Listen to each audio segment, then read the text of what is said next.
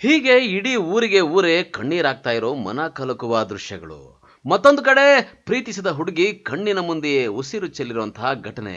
ಈ ಎಲ್ಲ ದೃಶ್ಯಗಳು ಕಂಡು ಬಂದಿದ್ದು ಬಾಗೇಪಲ್ಲಿ ತಾಲೂಕಿನ ಪಿಚ್ಚಲವಾರಪಲ್ಲಿಯಲ್ಲಿ. ಇಲ್ಲಿ ಕಾಣ್ತಾ ಇರೋ ಈ ನವ ದಂಪತಿಯ ಹೆಸರು ವರ್ಷಿಣಿ ಸುರೇಂದ್ರ ಅಂತ. 2 ವರ್ಷಗಳು ಪ್ರೀತಿಸಿ ಪೋಷಕರನ್ನ ಒಪ್ಪಿಸಿ ಕೇವಲ 3 ತಿಂಗಳ ಹಿಂದೆ ವಿಧುರಾಶ್ವತ್ಥ ದೇವಸ್ಥಾನದಲ್ಲಿ ಸಪ್ತಪದಿ ತುಳಿದಿದ್ರು. ಆದ್ರೆ ಹುಡುಗಿಗೆ ತಾಳಿ ಕಟ್ಟಿ ಇನ್ನೂ 3 ತಿಂಗಳು ಕಳೆದಿಲ್ಲ. ನೀನೇ ಚಿನ್ನ ರನ್ನ ಅಂತಿದ್ದ ಹುಡುಗಿಗೆ ಅರುಂಧತಿಯ ನಕ್ಷತ್ರ ತೋರಿಸಿದ್ದು ಇನ್ನೂ ಮರ್ತಿಲ್ಲ. ಅಷ್ಟರಲ್ಲೇ ಆಗಬಾರದ ಘಟನೆಯೊಂದು ಆಗಿ ಇಡೀ ಕುಟುಂಬದಲ್ಲಿ ಸೂತಕದ ಛಾಯೆ ಮೂಡಿಸಿದೆ. ಹೌದು, ವರ್ಷಿಣಿ ಬೆಂಗಳೂರಿನ ಕಾಲೇಜಿನಲ್ಲಿ ಪ್ರಥಮ ವರ್ಷದ BSc ನರ್ಸಿಂಗ್ ವ್ಯಾಸಂಗ ಮಾಡ್ತಾ ಇದ್ರು. ವಾರಕ್ಕೆ 1 ಬಾರಿ ಊರಿಗೆ ಬರ್ತಿದ್ರು. ಕಳೆದ ಸಂಜೆ ಅದರಂತೆಯೇ ಹೆಂಡತಿಯನ್ನ ಕರ್ಕೊಂಡು ಪತಿ ತನ್ನ ಬೈಕ್ನಲ್ಲಿ ಮನೆಗೆ ಬರುವ ವೇಳೆ ಮುಂದೆ ಬರ್ತಾ ಇದ್ದ ಕಾರಿನ ಹೆಡ್ಲೈಟ್ ಇಂದಾಗಿ ರಸ್ತೆ ಕಾಣದಂತಾಗಿ ರಸ್ತೆಯಲ್ಲೇ ಕೆಟ್ಟು ನಿಂತಿದ್ದ ಟ್ರ್ಯಾಕ್ಟರ್ಗೆ ಡಿಕ್ಕಿ ಹೊಡೆದು ಘಟನೆಯಲ್ಲಿ ವರ್ಷಿಣಿ ಇಹಲೋಕ ತ್ಯಜಿಸಿದ್ದಾಳೆ.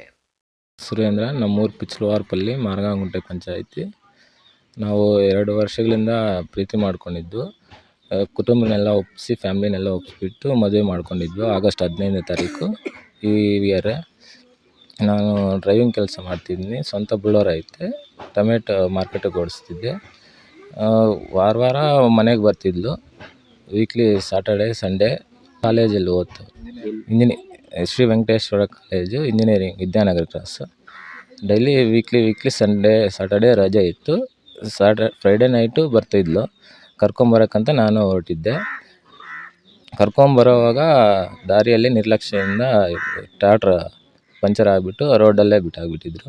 ಆಪೋಸಿಟ್ ಬಂದಿದ್ದ ಕಾರ್ ಲೈಟಿಂಗ್ಗೆ ನನಗೆ ಕಾಣಿಸ್ಲಿಲ್ಲ. ಅದು ಕಾರ್ ಆಪೋಸಿಟ್ ಲೈಟ್ ನನ್ನ ತಲೆ ಕಣ್ಣಲ್ಲಿ ಬೀಳಿದ ತಕ್ಷಣ ನನಗೇನು ಕಾಣಿಸ್ಲಿಲ್ಲ. ಅದನ್ನ ಹೋಗ್ಬಿಟ್ಟು ಟ್ರಾಲಿಗೆ ಹೊಡೆದ್ಬಿಟ್ಟಿದ್ದೀವಿ. ನನಗೆ ಚೂರು ಗಾಯ ಆಗೈತೆ. ವರ್ಷಿಣಿ ಸ್ಪಾಟ್ ಯಾವ ರೀತಿ ಆಗಬೇಕಂದ್ರೆ ಏನಾಗಬೇಕಾಗುತ್ತೆ ಸರ್, ನಾವೇನು ಮಾಡೋಕ್ಕಾಗಲ್ಲ. ಇನ್ನೊಂದು ಸಾರಿ ಹಂಗೇನು ಆಗಬಾರ್ದಂದ್ರೆ ಪೊಲೀಸವರು ಎಲ್ಲ ಅಧಿಕಾರಿಗಳು ಇದಕ್ಕೆ ಸ್ವಲ್ಪ ನಿರ್ಲಕ್ಷ್ಯ ತೋರಬೇಕು ಅಂತ ಹೇಳ್ಕೊಳ್ತೀನಿ ಅಷ್ಟೇ. ಇನ್ನು 3 ತಿಂಗಳ ಹಿಂದೆ ಮದುವೆಯಾಗಿದ್ದ ಜೋಡಿಗೆ ಅದ್ಯಾರ ಕಣ್ಣು ಬಿದ್ದಿತ್ತೋ ಏನೋ, 3 ತಿಂಗಳಿಗೆ ಬದುಕಿನ ಸುಂದರ ಸಂಸಾರವನ್ನ ತ್ಯಜಿಸಿ ವರ್ಷಿಣಿ ಪರಲೋಕಕ್ಕೆ ಪಯಣ ಬೆಳೆಸಿರೋದು ಇಡೀ ಗ್ರಾಮದಲ್ಲಿ ಶೋಕದ ವಾತಾವರಣ ತುಂಬಿಸಿದೆ. ಇನ್ನು ಘಟನೆಗೆ ಸಂಬಂಧಿಸಿದಂತೆ ಭಾಗ್ಯನಗರ ಪೊಲೀಸರು ಸ್ಥಳಕ್ಕೆ ಭೇಟಿ ನೀಡಿ ಪರಿಶೀಲನೆ ನಡೆಸಿ ಪ್ರಕರಣ ದಾಖಲಿಸಿಕೊಂಡಿದ್ದಾರೆ. ನಾನು ಪಿಚ್ಚಲವಾರಪಲ್ಲಿ ಗ್ರಾಮದಲ್ಲಿ ವಾಸವಾಗಿದ್ದೀನಿ. ಈ ಘಟನೆ ನಡೆಯುವುದು ತುಂಬ ಬಾಧಾಕರವಾಗಿದೆ. ಇದರಲ್ಲಿ ನಿರ್ಲಕ್ಷ್ಯ ಧೋರಣೆ ಅನ್ನೋದು ತುಂಬ ಎಚ್ಚೆತ್ತುಕೊಂಡಿದೆ. ಟ್ರ್ಯಾಕ್ಟರ್ ಮಾಲೀಕರು ನಡಿ ರಸ್ತೆಯಲ್ಲಿ ಟ್ರ್ಯಾಕ್ಟರ್ ನಿಲ್ಲಿಸಿರೋದು ಮೊದಲನೇ ತಪ್ಪು. ಅದನ್ನು ಅಲ್ಲೇ ಬಿಟ್ಟು ಓಡಾಡ್ತಾ ಇರೋದು ನಮ್ಮ ಪೊಲೀಸ್ ಸಿಬ್ಬಂದಿಯವರು ತೆಗೆಸಬೇಕಾಗಿತ್ತು. ಅದು ಅವ್ರು ಮಾಡಿಲ್ಲ. ಅದು ಬೆಳಗ್ಗೆನೇ ಅದು ಒಂದು ದಿವಸ ಏನೋ ಆಗಿತ್ತಂತೆ ಮೊದಲೇ ಅಲ್ಲಿ ಪಂಚರ್ ಆಗಿ. ತೆಗೆಸಬೇಕಾಗಿತ್ತು. ಇದೆಲ್ಲ ನಿರ್ಲಕ್ಷ್ಯದಿಂದ ನಡೆದಿರೋದು ಸರ್. ಇನ್ನೊಬ್ರಿಗೆ ಯಾರಿಗೂ ಇಂಥ ತೊಂದರೆ ಆಗಬಾರ್ದಲ್ಲ, ಅದಕ್ಕೆಲ್ಲರೂ ಸ್ವಲ್ಪ ಜಾಗೃತಿ ಆಗಿರಬೇಕು.